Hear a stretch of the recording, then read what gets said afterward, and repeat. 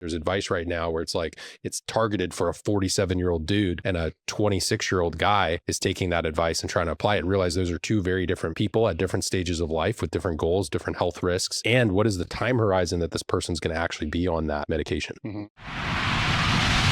Welcome to sammillerscience, where you're joining me nearly 2 decades into my personal journey to bridge the gap between macros, metabolism, muscle, and medicine. If you're joining me, thanks for trusting me to elevate your health and realize your true potential. Each week and inside every episode, I'll be sharing methods and models from my coaching journey and my personal experience, as well as the science that you need to achieve whatever specific goals you're working on in your life.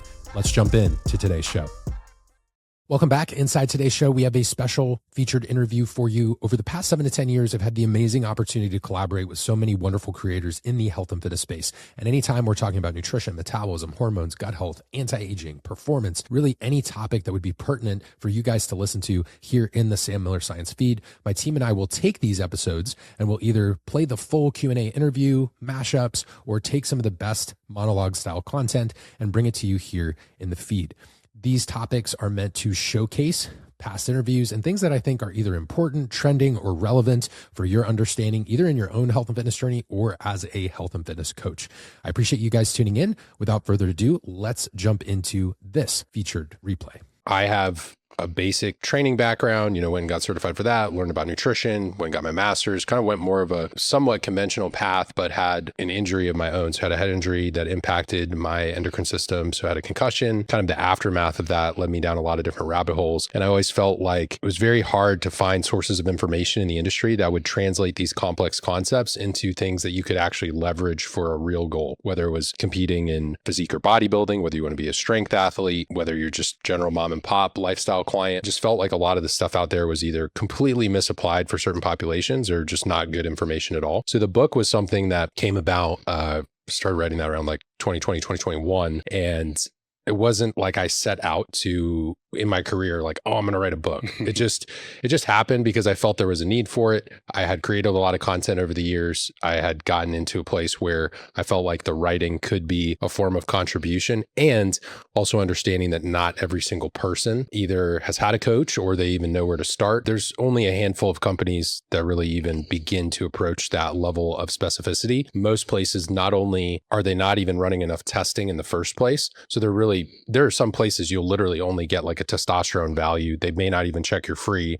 And then maybe they run like a CBC and CMP, which is basically just a complete blood count and basic metabolic panel that you could go get at your primary care physician. It's not a super expensive test. They'll draw that, maybe your testosterone. They may not even look at things like thyroid, estrogen, SHBG. So they're not even pulling these comprehensive tests, and they are by far just like popping up everywhere. So you see them because there's this need for it, and there's a massive monetary opportunity. So people see the business side of it, but they're not actually doing what's necessary from a fulfillment aspect of truly mastering their craft when it comes to that. So the testing is pretty poor, and even some of the ways that they go about scripting medications, and this is something Ali talks about, is like they'll have these cocktails of like they're blending, testosterone, aromatase inhibitors, and, everything together in one. And it's like, that's not really a great way to do it. I would say those far outnumber the good quality, reputable brands, especially from a telemedicine perspective for sure. So I think in addition to your baseline health markers, CBC, CMP, we should be looking at,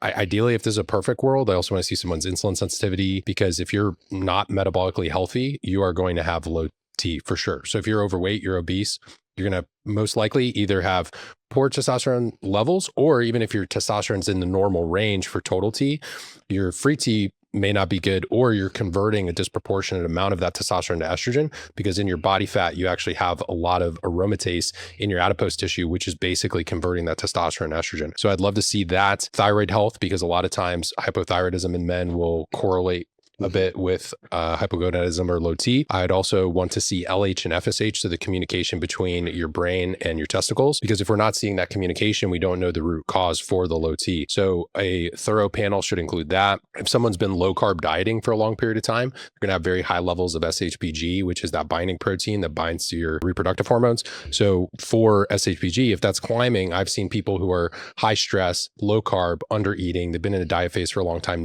Think of like a natural general male physique competitor bodybuilder, right? Natural bodybuilder, dieting, low energy availability, low calories. They're going to get to a place where that value is climbing. They don't have the micronutrients or macronutrients for that adequate testosterone production. Their sleep probably sucks. Of course, we're going to see that decline in total T, free T, and maybe even have that SHBG climbing along with thyroid going down. So I would love to see your CBC, your CMP, your thyroid values, not just TSH, but also free T3 and free T4, your testosterone and free testosterone, SHBG, fasting insulin, A1C, which is also a marker of insulin sensitivity, and potentially some other health markers. So if you have like a cardiovascular history, looking at lipoprotein A and ApoB. So LPA and ApoB are basically just think of more specific indicators of your heart health and cardiovascular risk that go beyond the basic lipids and triglycerides that your normal primary care physician is going to pull. Because when we're having this conversation around hormones, we have to understand if you're low T, and especially if you're not aromatizing in estrogen is actually cardioprotective for men and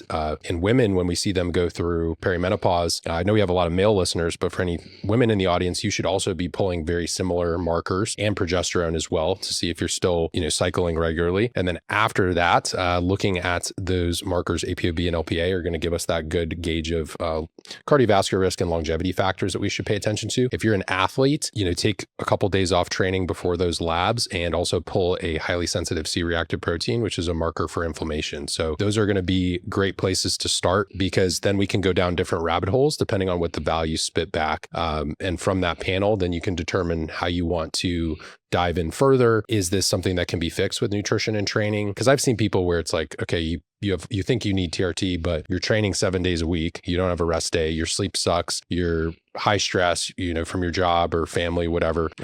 Maybe you're not eating enough, or what you're eating is not adequate in micronutrients. Our supplements aren't appropriate for what our goals are. And we get into this place where it's like, okay, that can be corrected, especially if you're younger. And then there are folks who do legitimately have lower testosterone, or they don't feel very good, even in kind of the normal range. And that's where having that conversation around both biofeedback and the lab values is going to be really important. So biofeedback just meaning like your quality of life, your energy levels, and things like that. And if they're not doing it correctly, that test club for men, they may feel worse. So if, let's say they put them on, I've seen guys go on, maybe it's too much of an aromatase inhibitor, or the testosterone is not administered appropriately. I mean, I've seen TRT from the VA that like the administration relative to the half-life of the drug makes no sense, and guys feel like shit. Yeah. So they'll get 200 milligrams and then it's like, come back in 2 to 4 weeks. It's like, dude, no, you should be doing that like every 2 to 4, or not 200 milligrams, but take your total weekly amount and work with your provider, work with your doctor to figure out the appropriate injection administration frequency for you, which for a lot of people is a few times a week or a couple times a week. And they may feel best based on the peaks and troughs of that testosterone. So some people go to those test clubs for men and the cookie cutter stuff, and we get these scripts and they feel absolutely terrible, or it impacts their erectile function, or they're put on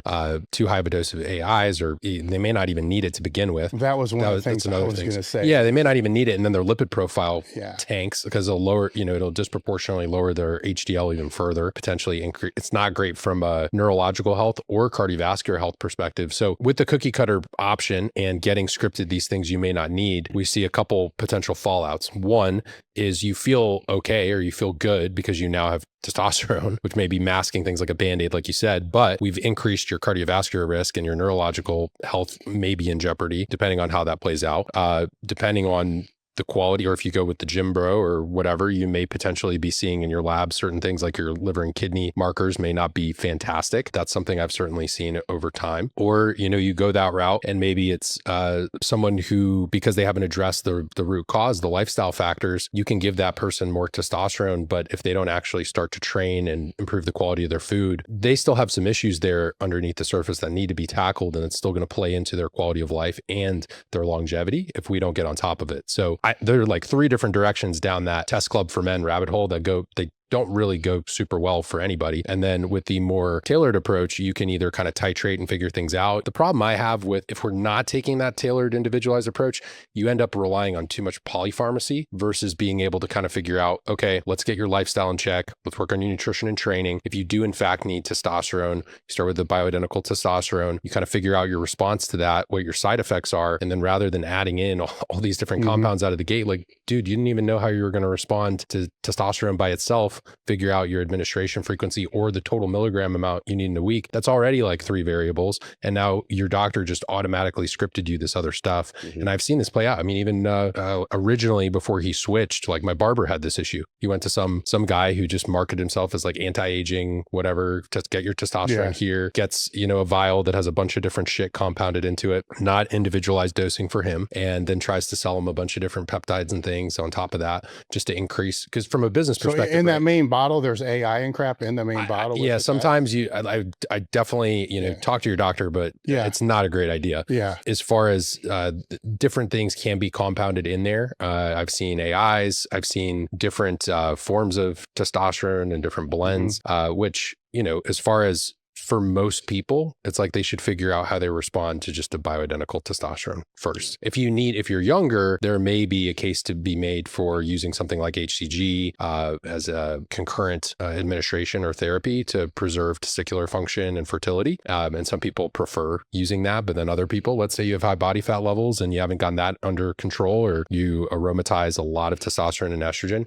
you may actually not feel as great taking something like HCG. So it depends what our goal is. And also, do we have fertility considerations and other things? There's advice right now where it's like, it's targeted for a 47-year-old dude, and a 26-year-old guy is taking that advice and trying to apply it. Realize those are two very different people at different stages of life with different goals, different health risks. And what is the time horizon that this person's going to actually be on that medication? Look at your labs, see how you're doing from a quality of life perspective. But again, like, what can you actually execute? Because if you can't, like, it's still you're going to come back to suboptimal area anyway. So that conversation should be happening between you and your doctor. And if it's not, you probably need another doctor. With some things, especially with hormones, it's like finding your Goldilocks amount. So SHBG is not bad, just like, you know, estradiol is not bad. It's all just kind of relative. And people think that just because it is binding to androgens that, oh my God, like I'm not actually getting any sort of benefit from it. Before you go crazy about anything, just kind of answer some basic questions, because these things will influence your SHBG, your insulin sensitivity, your insulin resistance. You know, have you been dieting? You know, what